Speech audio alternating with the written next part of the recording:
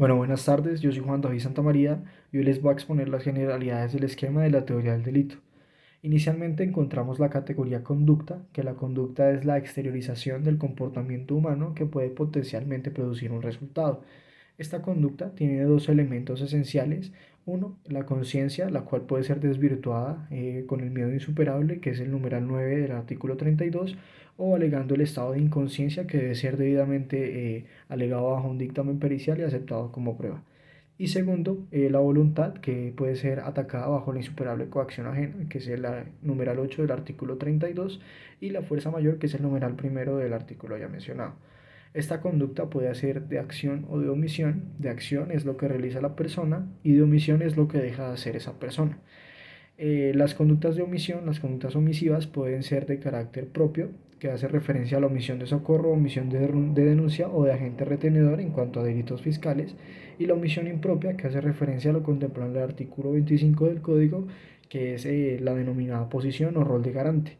Esta posición o rol de garante es cuando una persona adquiere un protagonismo en la protección del bien jurídico o del interés protegido de otra persona, y se da cuando hay una aceptación voluntaria, digamos en el caso de la medicina, cuando hay una estrecha vida en comunidad, en el caso de la vida en pareja puede ser, cuando se emprende la realización de una actividad riesgosa, puede ser en los deportes extremos o cuando hay la creación previa de un riesgo para ese bien jurídico.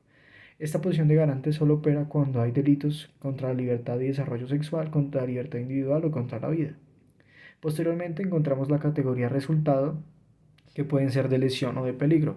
De lesión es que ponen, pues que lesionan el bien jurídico o el interés protegido de la persona, o de peligro puede ser que lo ponen entre un riesgo que puede potencialmente producir una afectación mayor. El peligro puede ser abstracto, que el daño al bien jurídico puede ser muy leve o puede no materializarse, y concreto, que la conducta tiene a materializar un riesgo muy alto para el bien jurídico. Estos resultados también pueden ser separados o no separados de la acción y esto depende de la proximidad a la afectación al bien jurídico. Después de esto encontramos el mecanismo que permite atribuir ese resultado a la conducta y es la llamada teoría de la imputación objetiva, que a diferencia de la teoría causalista o demás teorías de imputación del resultado nomás, esta permite un análisis completo de todo lo concerniente a la conducta y al delito que se materializó. Uno de sus expositores que da su configuración es Roxin, que dice que para que haya lugar a la teoría de imputación objetiva debe haber la creación de un riesgo jurídicamente desaprobado, que ese riesgo se vea materializado en la conducta y que este riesgo pueda ser enmarcado en una tipología penal. Después también propone que haya un aumento o que trascienda el riesgo permitido por ley. Un ejemplo de esto puede ser la actividad de conducción, que si bien es una actividad riesgosa está permitida por la ley. Ahora se transgrede ese riesgo permitido cuando se conduce bajo el efecto de sustancias alucinógenas o cuando se transgreden las reglas de conducción. Después encontramos los dispositivos amplificadores del tipo penal. Para esto me voy a basar en jurisprudencia y en lo que contemplado en la doctrina por Velázquez Velázquez. ¿Qué es un dispositivo amplificador del tipo? Es el cual permite ampliar el espectro de aplicación, como su nombre lo dice, de la tipología penal a todo lo concerniente a la conducta y al delito que se pudo haber materializado. Inicialmente voy a tratar la tentativa, que es contemplada en el artículo 27 del Código Penal colombiano, que para la doctrina esto es algo imperfecto, es algo que no se materializó y que no se consumó acorde a la voluntad de la gente que inicialmente la llevó a cabo. Esta tentativa tiene dos elementos esenciales, un elemento subjetivo que hace referencia a la voluntad de la persona de ejecutar la conducta en búsqueda de un resultado determinado, y el segundo elemento es un comienzo de ejecución de la conducta, que es que la persona inicia la conducta en busca de un resultado determinado. Ahora, para que haya una configuración de tentativa, debe haber una idoneidad de actos, es decir, que los actos sean idóneos para conseguir el resultado que se pretende. De haber, estos actos deben ser inequívocos, es que deben estar inequívocamente dirigidos a conseguir el resultado derivado de la conducta específica. Y ahora, lo más importante es que no se materialice la conducta por circunstancias ajenas a la voluntad de la gente. Si se materializa o si se consuma la conducta, no hay lugar a tentativa. Ahora voy a tratar lo relacionado al concurso de personas en la comisión de la conducta punible, que esto lo contempla el artículo 28 también del Código Penal. La primera es la coautoría y la autoría. Esto también contempla el artículo 29 de la misma ley. Y esto contempla la singularidad o la pluralidad de sujetos en la comisión de la conducta punible. Inicialmente vamos a tratar la autoría, que puede ser la autoría inmediata, que esta es la autoría singular, que el sujeto realiza la conducta en busca de un resultado o de una finalidad determinada. Para la autoría inmediata hay un dominio por parte del sujeto que consuma la conducta, no hay una instrumentalización alguna y hay lugar a un desarrollo de la tipología penal, es decir, lo que está contemplado en la ley penal. Después encontramos la coautoría propia, que hay un acuerdo previo o en virtud de la ocurrencia del hecho, y hay una realización del verbo rector contemplado en el tipo penal. Un ejemplo de esto es el artículo sobre matar, digamos que dice que el que matare a otro, el verbo rector de este artículo es matar. Entonces, para que haya lugar a esta categoría, debe consumarse ese verbo rector. Después, el actuar por otro, este es relacionado a las personas jurídicas y a esos delitos que pueden cometer sus apoderados o sus representantes según sea el caso, y este es el que entra a responder a nombre de la persona jurídica que representa.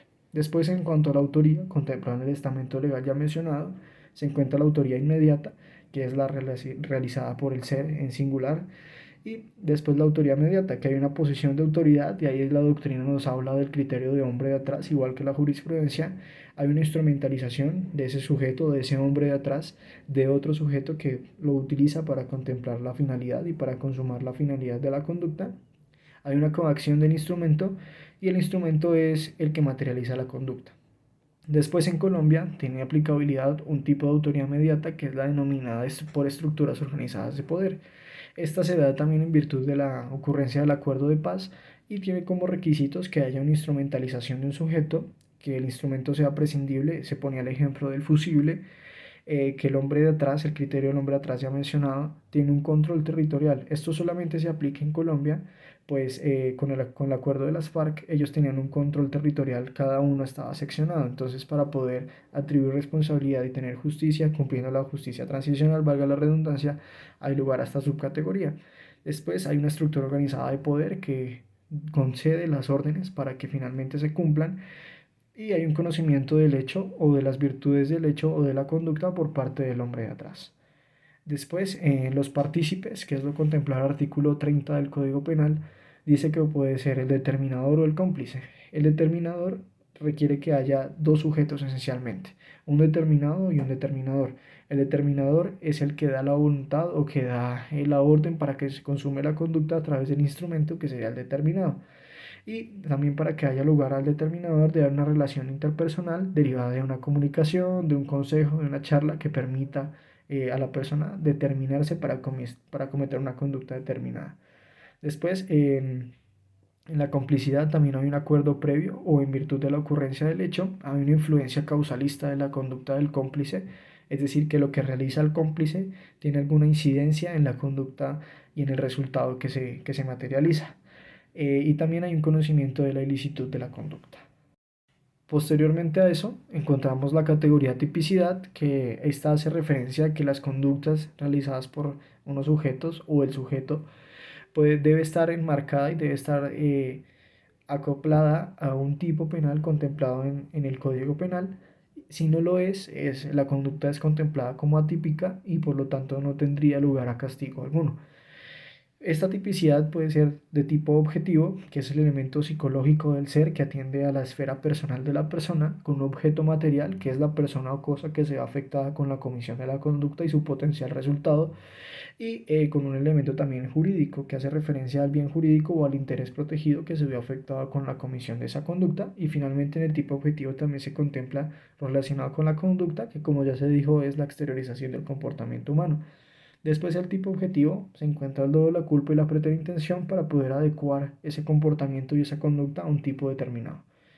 Para que se pueda desvirtuar o se pueda atacar esa tipicidad de la conducta, se puede alegar que se obró con estricto cumplimiento de un deber legal, que es el numeral 3 del artículo 32. Este deber está taxativamente expuesto por la ley y es restrictivo, es decir, que la conducta tiene un determinado ámbito de aplicación y un determinado límite en su comisión.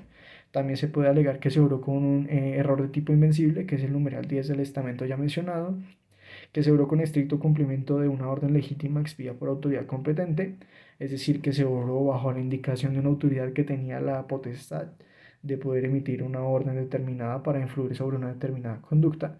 y que se obró con el consentimiento del titular del bien jurídico, que es el numeral 2 del artículo ya mencionado.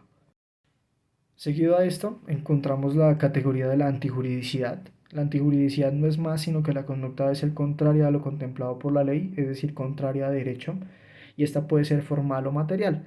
Para poder desvirtuar o poder atacar la antijuridicidad de una conducta se puede alegar una legítima defensa, que es el numeral 6 del artículo también 32 del Código Penal, y para esto se requiere que la agresión sea ilegítima y antijurídica, actual o inminente al bien jurídico, ¿sí? Que se actúe en pro de proteger ese bien jurídico o ese interés jurídico que se puede ver potencialmente afectado. Y esta agresión, la agresión que se propina en procurar defender ese bien jurídico, debe ser proporcional a la sufrida, es decir, no se debe exceder, porque si no, no se estaría bajo el marco de una legítima defensa. También se puede obrar para alegar, para desvirtuar esta causal bajo el estado de necesidad, que es el numeral 7 del artículo 32. Ahí se requiere proteger un bien jurídico que necesariamente para esa protección sea de una afectación del bien jurídico.